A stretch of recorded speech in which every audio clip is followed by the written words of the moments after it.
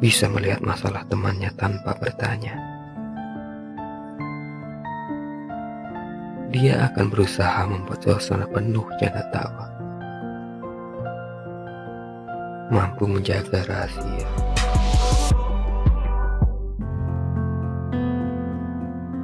Kondisi pelawak senior tanah air, Tukul Arwana, baru-baru ini menarik simpati dari sahabatnya, KSAD Jenderal Dudung Abdurrahman.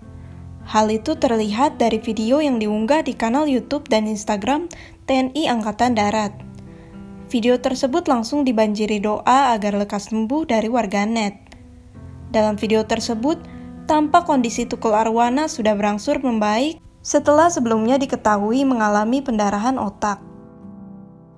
Pada bulan September 2021 lalu, Tukul memang merasakan gejala seperti pusing dan tubuh merasa lemas.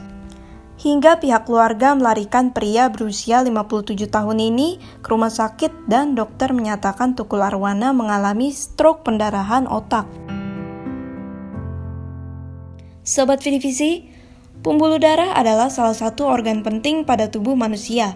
Pembuluh darah bekerja memasok oksigen dan nutrisi ke seluruh tubuh kita. Pecahnya pembuluh darah pada otak memang dapat berujung dengan penyakit stroke hingga kematian. Lantas, faktor apa saja yang dapat memicu penyakit ini? Langsung saja kita simak pembahasannya bersama Dr. Ziki Yombana, spesialis saraf. Stroke itu adalah suatu keadaan sindroma klinis di mana terjadi gangguan aliran darah di otak. Bisa terjadi karena sumbatan atau terjadi karena perdarahan yang memberikan gejala tergantung dari daerah otak yang terkena. Dan ini terjadi mendadak, ya, tidak ada tanda-tanda sama sekali, tapi langsung terjadi serangan.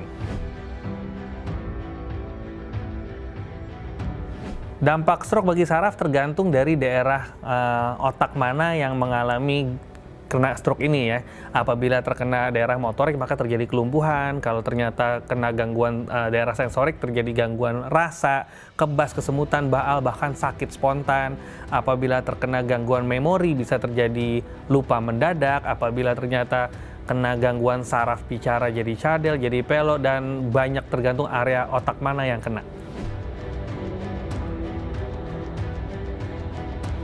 Jadi faktor resiko stroke ini dibagi menjadi dua. Yang pertama adalah faktor resiko yang tidak bisa dimodifikasi. Misalnya yang pertama adalah faktor genetik. Ada riwayat dari keluarga, ya, entah orang tua, entah kakek, nenek, om, tante yang mengalami stroke, maka kemungkinan mengalami stroke lebih besar dibandingkan orang yang tidak memiliki resiko keluarga ini. Yang kedua adalah usia. Seiring bertambahnya usia, maka kemungkinan terjadinya stroke lebih besar dibanding usia yang lebih muda. Yang ketiga adalah jenis kelamin. Jenis kelamin laki-laki lebih besar kemungkinan kena stroke pada usia produktif dibandingkan yang perempuan. Kemudian yang keempat adalah orang yang pernah kena stroke sebelumnya akan lebih besar kemungkinan kena stroke berikutnya. Ini adalah yang tidak bisa dimodifikasi. Kemudian yang bisa dimodifikasi ini jauh lebih banyak, ya. Yang pertama misalnya orang dengan hipertensi ya bisa diobatin, orang dengan diabetes mellitus bisa dikontrol, orang dengan kolesterol tinggi ya bisa dicegah, orang dengan merokok, minum minuman alkohol, kemudian kekentalan darah, banyak sekali dari gaya hidup yang bisa dicegah untuk menghindari terjadinya stroke sebetulnya.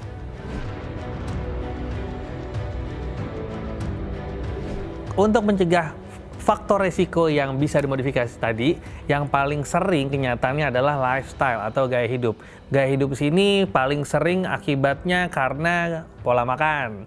Yang kedua adalah malas bergerak. Jadi ini adalah yang paling sering menyebabkan penyakit-penyakit yang berakibat ke stroke tadi. Yang pertama adalah kita harus menjaga pola makan kita. Pola makan di sini adalah pola makan yang rendah karbohidrat, ya. Jadi rendah karbohidrat dan rendah lemak, ya. Dan usahakan juga konsumsi serat dan buah-buahan yang cukup banyak. Karena ini terkait juga dengan yang kita sebut nanti namanya sindroma metabolik. Sindroma metabolik itu jadi orang yang memiliki pola makan yang nggak bagus akan menyebabkan obesitas sentral atau gemuk di daerah perut. Nah, penelitian mengatakan bahwa orang yang memiliki obesitas sentral ini kemungkinan kena stroke-nya lebih besar. Jadi kita harus menjaga pola makan. Kemudian, apabila makanan sudah dikonsumsi, maka makanan itu benar-benar memang harus digunakan dan kalori yang berlebih harus dibakar. Jadi, jangan sampai terjadi penumpukan kalori. Caranya dengan olahraga, gerak ya. Jadi, jangan kita nggak mau gerak atau nggak mau olahraga. Jangan beralasan kita nggak mau olahraga karena nggak sempat gitu ya. Tapi sempatkanlah memang untuk berolahraga. Orang yang memiliki kolesterol tinggi itu rawan terkena stroke, tapi bukan kolesterol yang mendadak ya. Jadi kolesterol ini terjadi karena penumpukan, akumulasi. Jadi kalau kolesterolnya ini tinggi dalam jangka waktu lama, akan menyebabkan penumpukan lemak pada dinding pembuluh darah, terutama pembuluh darah yang rusak. Nah ini, jadi apabila pembuluh darah rusak ini terjadi penumpukan, lama-lama menutup aliran darah, disinilah terjadinya stroke. Jadi pecahnya pembuluh darah hingga menyebabkan pendarahan otak memang merupakan salah satu faktor pemicu stroke ya Sobat VVC. Saat ini stroke adalah penyebab kematian dan kecacatan nomor 1 di Indonesia. Untuk informasi lebih lengkapnya mengenai stroke ataupun penyakit lainnya, dapat kalian simak di channel kami, VDVC Health.